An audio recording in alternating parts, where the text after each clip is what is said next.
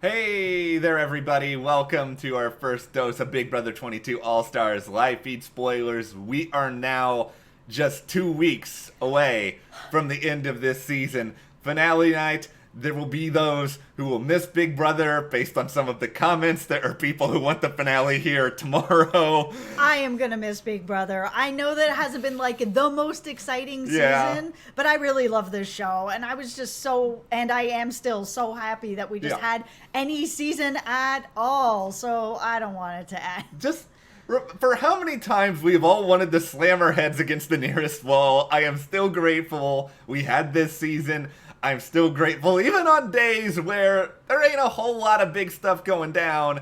There are still a few conversations that are happening. Yeah. There's a lot of people just like talking to us about things as though we can magically change the course of the game. Not that I really mind with some of it, but we'll get into all of this, plus the latest Christmas delusion. But before we do, subscribe to the channel for more updates, give us a like, support us further, check those links to the store as well as our Patreon.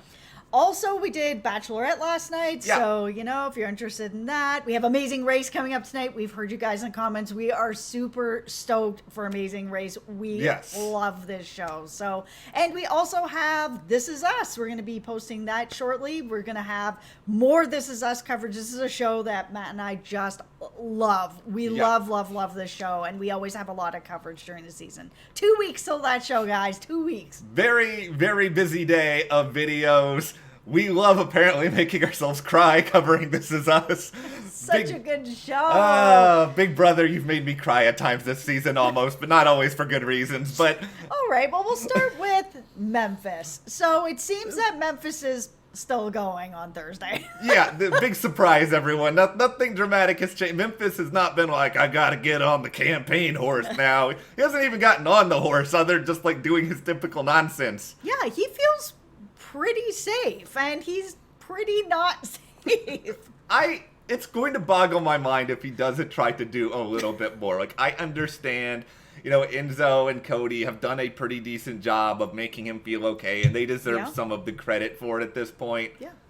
But like we said, it is 2 weeks from the end of this season.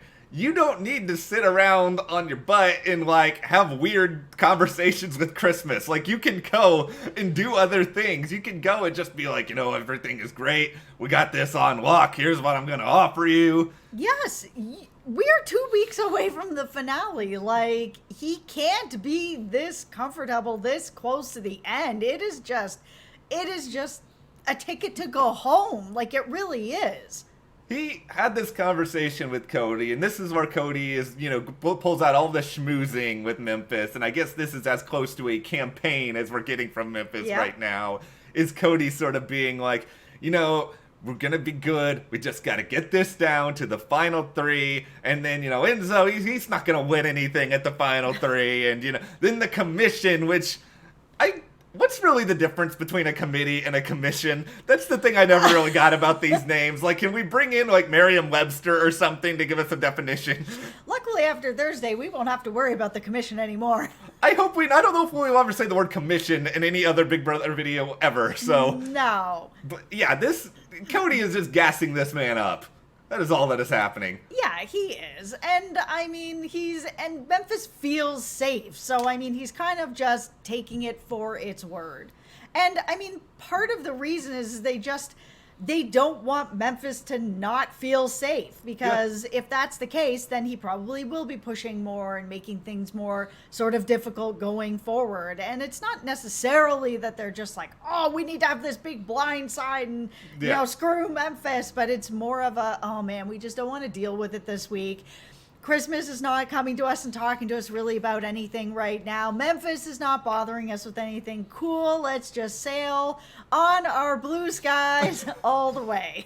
This is what I don't really understand with Memphis a little bit here, is that he's still complaining about his back. And this is another reminder that, with the way that Memphis acts in the house, you may think he's like the same age as Clint Eastwood or something, because he's just like, I think a part of my impression of Memphis is Clint Eastwood from Gran Torino. But anyway, I think that Memphis why isn't he just being like, guys, I think there's an endurance coming. My back, I don't think it can take it anymore. My back, like, what if he starts, like, flailing on the ground? Like, amplify your injury, Memphis. You're probably not winning an endurance comp anyway, even if he was, like, healthy, but... He's a big guy, and they're typically made for smaller people. It just feels like we haven't really had that many of them. I mean, slip and slide, which is kind of an endurance comp aside, like, we haven't had the hanging from stuff. It feels like one of them will probably be coming at Final Four. Yeah, and I actually get why Memphis is not falling on that sort of, I have a bad back and I hurt my feet in the pool. And he's not doing it because he thinks he's okay. There's no reason to bring any of this out. But what I'm a little more surprised about is that Cody's not really looking at that and sort of like, oh, Memphis is still talking about his back problems. There probably is an endurance coming up because there hasn't been that many this season. Memphis is not going to do well in this, even if he was okay. So maybe it's better because Christmas is a better chance of winning that. The funniest thing about all this to me is that Memphis is sitting on the block with someone who knows more than anything how injuries can get you really, really far in the game. It's true. Christmas would still, by the way, if you ask Christmas on the street about her foot injury, she will probably talk to you about it for 30 minutes because I have heard that story about 1,000 times this season. Okay, let's talk a little bit about my boy Enzo. Yo. Okay, so he is trying to bond more with Christmas because he needs to. If she's going to be staying, he needs to work that angle. So he's been trying to bond with her. He's not hiding from her in the diary room anymore. So at least that is going on. So he's tried to make her feel a little bit like, you don't need to worry. You're going to be safe. It'll be okay. Then Christmas went and told Nicole, and Nicole went and told Cody. So it all went around the house, except for Memphis, who's heard nothing because he's in the dark over there being like, I'm safe. If you tell, maybe he's trying to get to Christy and he's trying to manifest the safety for himself. I don't know. I'm actually starting to understand why Memphis has been saying sort of all season when he's HOH, I'm not telling you guys anything because nobody can keep their mouth shut this season, and it's true. The game of Big Brother Telephone is strong. Like, they just had, like, that new iPhone announcement. It's like, the Big Brother house guests, with the amount of telephones they're playing, Apple needs to just send them all the new phones. Because There's another new phone? There's always it feels like there's a new phone every, like, 2 weeks. Every time I get excited, like, oh, look how top of the line I am. And it's like, oh, yeah, I'm really not. And I don't even know how to use half the stuff on my phone as it is. But I'm still on, like, the 6. I think my phone's going to be obsolete soon. These people, they don't keep secrets. No, they really don't. I can't believe how quickly that went around. And, I mean, I get it because, Enzo's trying to get close to Christmas. Christmas is trying to get close to Nicole, and Nicole is trying to continue to keep her relationship with Cody. But that is crazy how quick that went around. Yeah.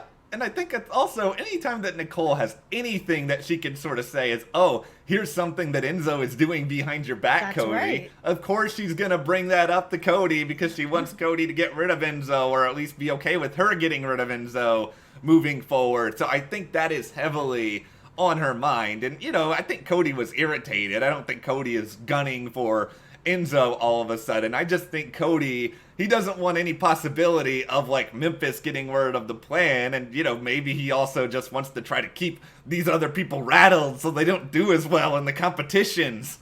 Yeah, I think, Memphis is not going to find out. Nobody's telling Memphis. I mean, nobody needs to tell Memphis. Christmas certainly isn't going to be like, by the way, I'm safe. Like, why would she do that? So, I mean, Cody, just settle down. It's all going to be okay. I understand. You're probably pissed off that Enzo did this, but, Enzo only really has you, Cody, so he does need to do stuff like this. It's just, unfortunately, Enzo, my guy Enzo, he is not in a good spot because, he's trying to work things out a little bit with Christmas, but, it's kind of a little too late.